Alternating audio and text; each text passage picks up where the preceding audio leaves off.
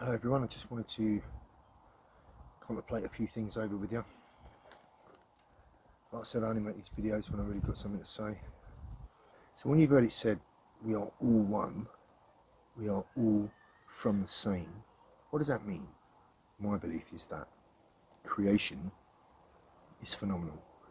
I don't know of another word to do it the justice it deserves, and phenomenal doesn't. But the act of creation is phenomenal. So creation is consciousness. So imagine something living having a life experience, whether that's a human being, so-called human being, an animal, a plant, a tree, an insect, a reptile, a tree, whatever. Something living having a life experience through its form is creation.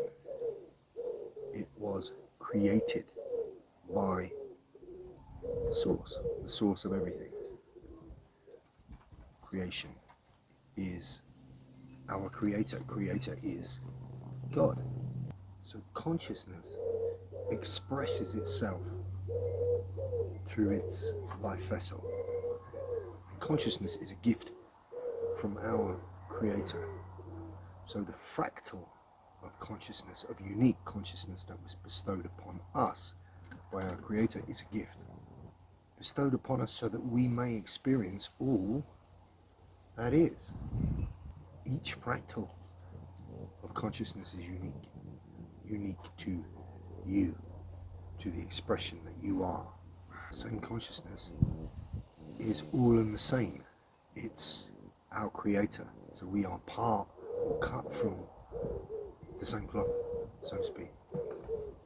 So I am the awareness, the observer, having the living experience of this particular fractal of consciousness that is unique to me, bestowed upon me by creation. Having that life experience through this vessel. So let me say that again. I am the awareness, the observer, having a living experience of this particular fractal of unique consciousness, expressing that through this vessel. That is me. If you think about that for a minute, deeply really think about what that means, you'll realize that this body, this physical structure, with this government name, with this title, if you like, is not all of what I am. I'm not just this body, or this mind, all the thoughts that think within it. All that is the character construct part of me. That is the mechanical world version of me. Lee Morrison, IC1 male, 54 years old, 94 kilos body weight, close quarter combat instructor, etc., etc., etc. All the things that are implemented to describe that character construct of me, which is really just the mind and the body, and the character formulated through life experience, social conditioning. That's not all that I am. So what I see in the mirror, what I think in my head, and the words that come out of this mouth is not all that I am. It is the character me. The character formulated from growing up in this environment, being somewhat indoctrinated, socially conditioned, of having had imposed upon you limiting self-beliefs, doubts, products of the environment and the social construct around it. That is the character you. So you become a product of your environment. You become what you see in order to be able to deal with or respond to, hopefully in a positive way, but not always, with the what that you're given. So you formulate a character construct.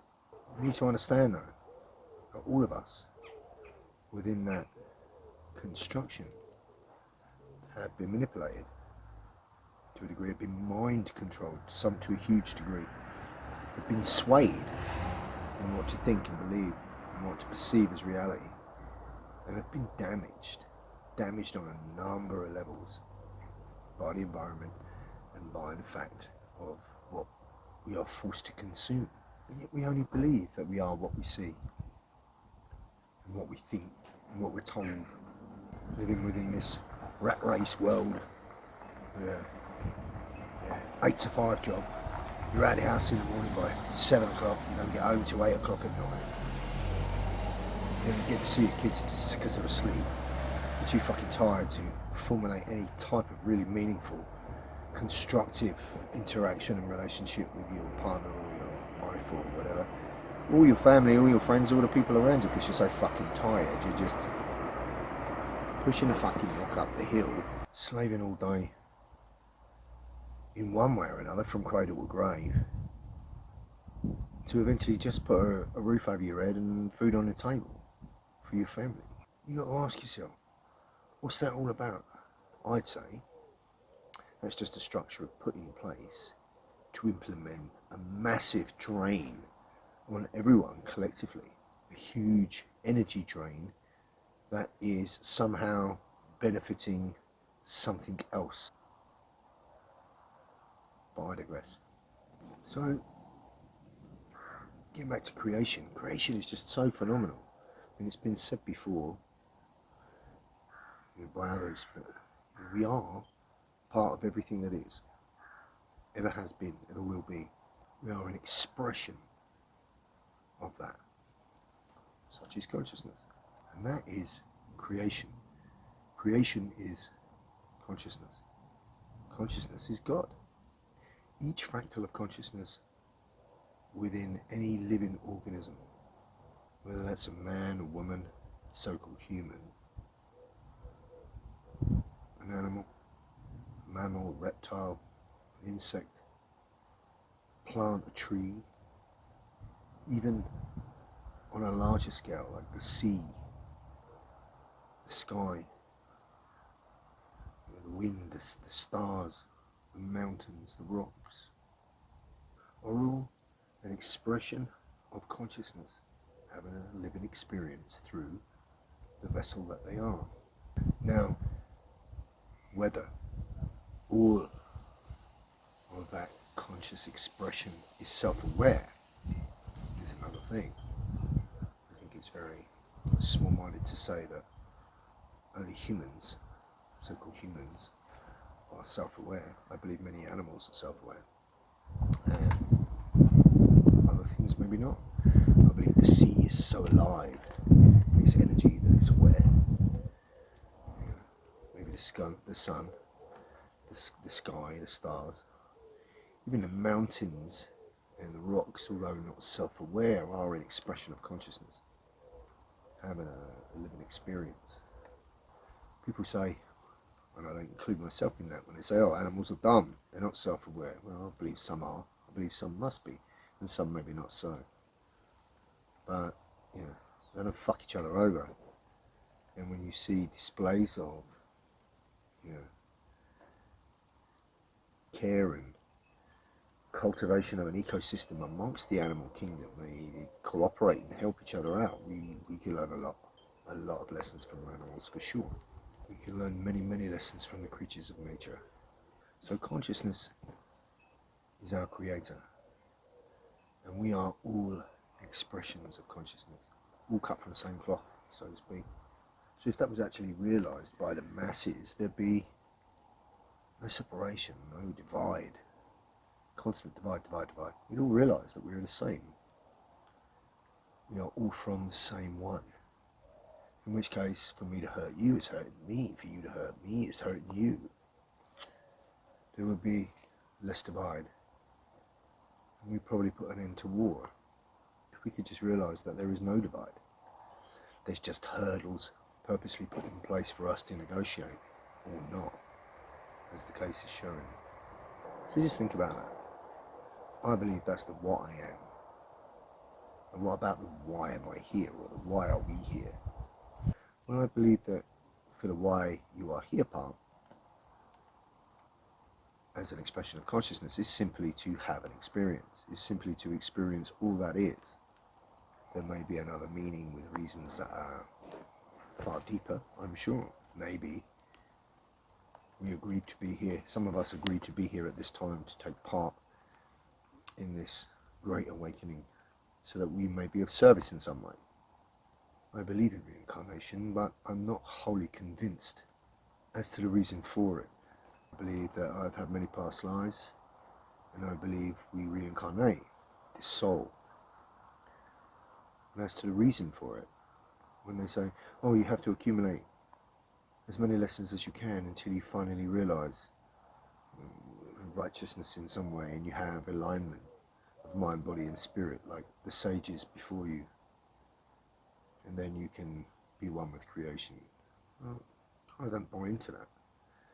Either it's really, really super drawn out, because every time you reincarnate, your fucking memory is erased, it's wiped.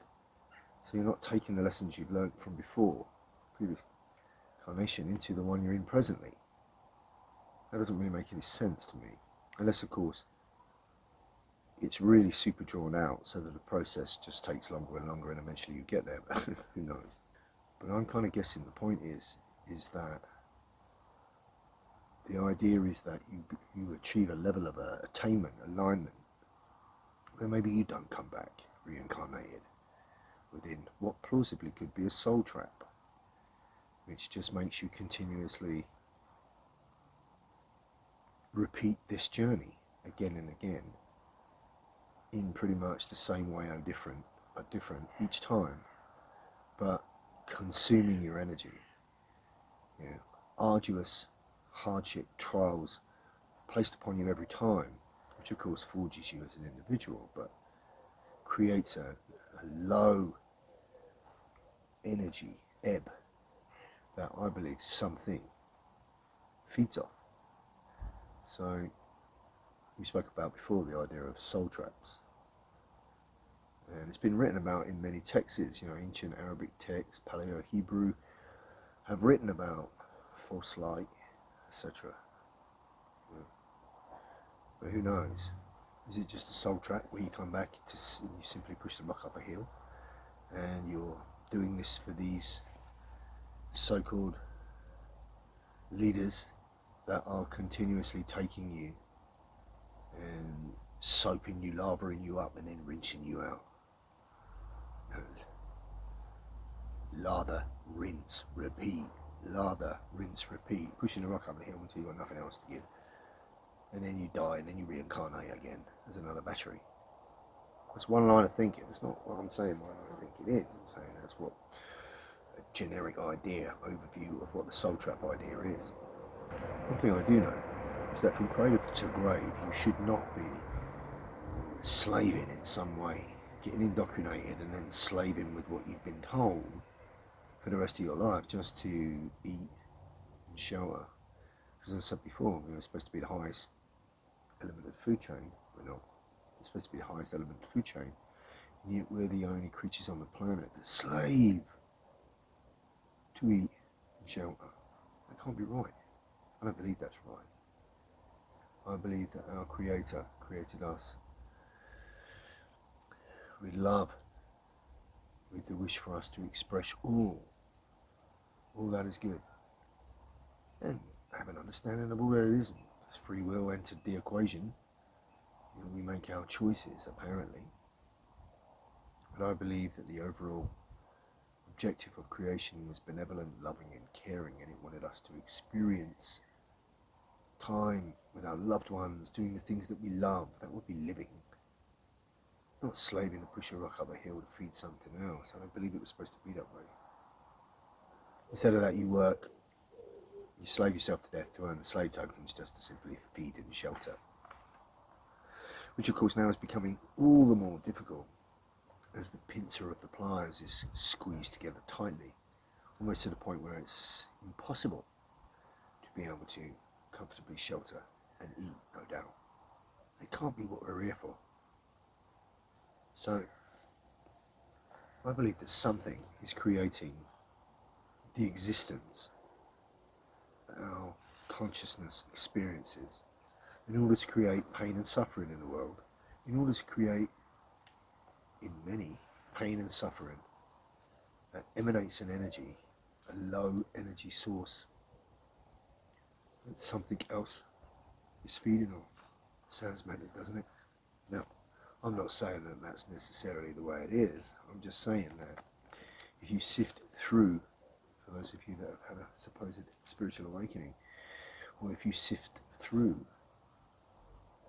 the New Age spiritual babble and the wheat from the chaff, if possible, within the so-called awake community, you see that this line of thinking most certainly exists, has logic to it.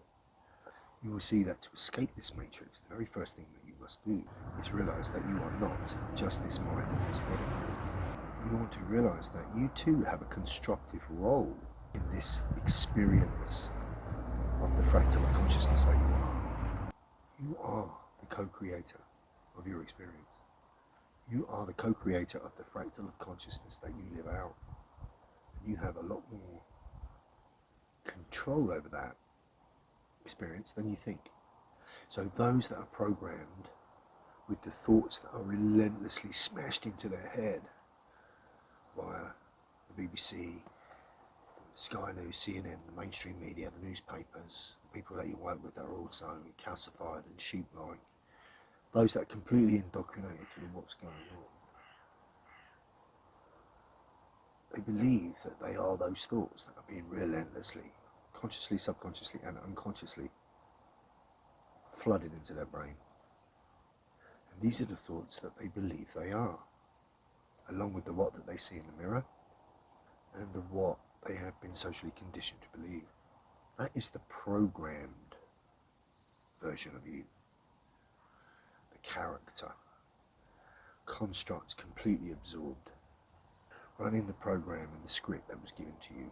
The real you is the observer of that experience, the awareness, observing that experience via this fractal of consciousness that you are through the living vessel that you're in. You are the awareness observing that life experience. And you do indeed have some power to guide that. So you need to get control of the mind. Quieten the babble. Quieten the monkey mind. You need to pay attention to how you think. Pay attention to your thoughts. There's a difference between having a head full of thoughts and actually thinking. You actually have the power to recognize that a lot of the thoughts you run subconsciously in the background are of no use to you. But you become consciously aware of that. You also realize that you have the power to rewire thoughts, reconstruct what you think, where you spend your thought time, with something much more productive and constructive to you that may indeed actually benefit you. You need to spring clean and detox yourself from shitty negative programs and thought processes that you've been running on a loop. Replenish them with more constructive ones. Replenish yourself with more constructive, beautiful ways of thinking. Just as if you were cleaning out an overgrown back garden, ridding it of weeds, smartening it up and planting some new beautiful flowers, a new beautiful garden. You have the power to create thought. You have the power to critically think, to take the information, the data, to receive the data, and to pause with it and to process it in a more constructive way, and then send it back out into the world as your response to said stimuli. Fuck man, you have the power to just play with your thoughts. You have the power to just play with your thinking. Your imagination is suppressed by the age of 7.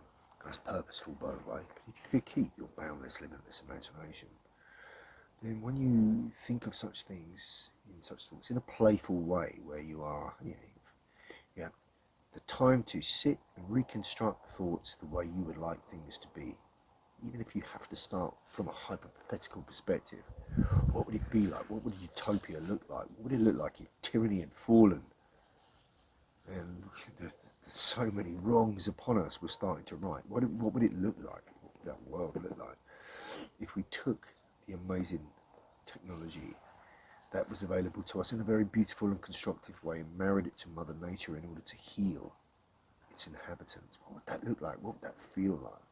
Just doing an exercise like that with visualization, internally picturing it in your head, will elicit an emotional response that will create a very joyful feeling. Before you sabotage that with, oh, but that's never going to happen, you can never do anything, one person can't do anything, what can I do? Which collectively becomes what we're in. You need to realise that the power of your imagination can take you to where I believe other dimensions are. Can take you to a place within your inner world where you feel blissful. So you have an idea and a picture, a depiction of what that looks like. And then you can realise that you can do that when you want. You can construct thoughts when you want. Now, when I say play with your thoughts, you should do so in a magical way like that, just to see how it feels. What kind of response does it elicit? And of course, you can control and construct your thoughts in a much more, practical way by looking at what piece of snow is under your feet right now, rather than what's ahead or what's behind, so that your skis stick and you're moving forward. So focus on what you can do something about right now. You can use your thought patterns in a constructive way, looking at the resources you have as opposed to what you don't, etc. You construct your thoughts again, affects how you feel, affects what you do, affects the results you get back. It's all a knock-on effect, and we have a power to construct and direct much more than you think. But not if you're only indoctrinated by the programs. You too have the ability to be a programmer. You have to take their script and swallow it. Reconstruct that script. I like that fucking script. Rewrite it. Reconstruct that script. Redirect that data. So don't just receive data and take it as, oh, that's what I've got to do. That's the program. Receive the data, process the data, where necessary, fucking reconstruct the data and send it back out. Like your own script. That's the way we were intended to experience by our consciousness. So spend some time just developing the mental muscle. Just practice beautiful thinking. And start with having fun with it. What else are you going to be doing? Reading the paper, watching the BBC, worrying about the next narrative. Fuck that. Spend that time constructively. Just start to work the mental muscle of constructing beautiful thinking. This will be the step towards getting control of mind. Because your mind has been taken control of. You need to get control of mind. Regardless of what's going on in your day, just make some time to practice constructing thoughts of how you'd like things to be in your life. Start with the simple things. Picture, cultivate a manifestation in your head. A depiction of what a better life for you would look like. Picture world peace. Picture this fucking tyranny falling. Picture us all working together without needing anything from any government. Living as the ecosystem we were supposed to be under natural law, God's law. Picture what that would look like. All working together, becoming self-reliant, self-sufficient as an ecosystem. Went back to bartering, let's say, with services and other resources. Imagine no monetary controlling system, just communities working together, providing reciprocal services. A barter system that allowed us to, at the very least, have shelter and have a place to create our own food. At the very least, like any other living thing on the planet is apart from us. We should have a piece of land and the means to shelter, a piece of land to grow food, to become a homestead, grow your own food, to become self-reliant, self-sufficient. Imagine a world where, imagine an earth unspoiled, healing, where we all have the means to grow our own food, we all have the means to shelter, safely? What other things could we do with that precious time that we've been forced into spending just to slave for those things? Yeah, just imagine that. I mean, we all have the means to grow our own food, to collect clean water, to shelter safely, comfortably, to thrive as communities, without the need to be governed or controlled by those with more sinister and ulterior motives. Now, of course, such a world would need a degree of governing, if you like. The word government, as many will know, is to control mind, so it's a very negative association to the word government, also to the word policing. But rather than throw the baby out with the bathwater, governing and policing has its place. Most things, to a degree, need a degree of policing, a degree of governing, a doctrine to follow in order to be the most productive sense of self it can be. If you just go inside, first of all, inside yourself, your inner self, we're a universe of cells. A universe of cells that worship us as the whole, because we represent all the body. Think about the analogy somebody told me recently about, that I've obviously heard before, about God and his children. Your fractal of consciousness is an expression of God, and that lies within you.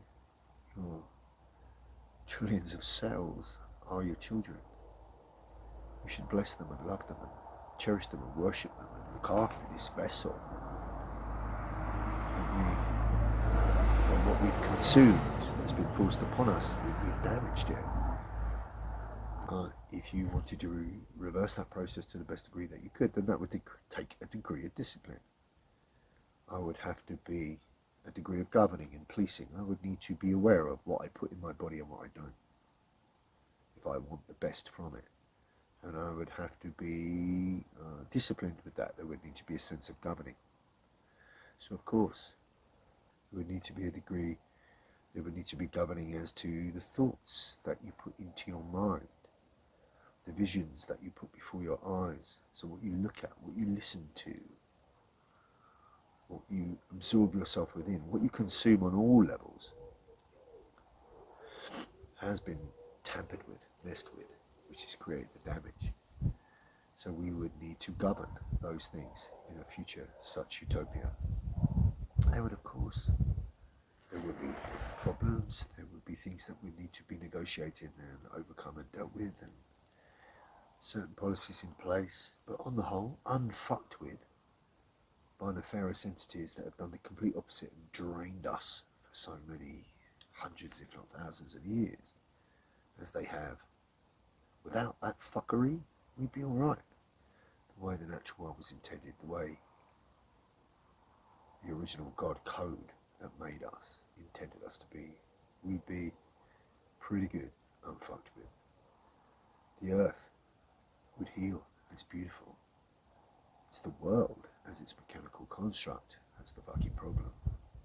We can marry the two to the best of both for the best of all. And that could be a world where we could thrive. And that's the world I seek for my grandchildren and their children. You need to take care that what you consume and absorb internally, both from a bodily and mind perspective, take care that it's not toxifying you and damaging you. Shit food and toxic mental input will do that. Instead, be consciously aware to detox and replenish your physical vessel with God-kind nutrients, thoughts of beauty. That needs to be done with some self-governance and policing. So use the linguistics of those terms in a more positive way for you, in a more positive and productive way for the betterment of self and your community as a whole. We need to govern our thoughts, make sure there's a 20-stone doorman in our head keeping out all the toxic shit that comes from current social conditioning, so that we are only constructing thoughts of beauty, things of use. We remain grounded, and we'll understand that there will always be some problems. in the world that bring hurdles to negotiate. But we all should understand that we have a choice on how we react to the stimuli that we're given. Hence, you co-create your own thoughts, your response. We have a choice as to how we think about with what we are presented within life, in this life experience. So that is taking back control of mind.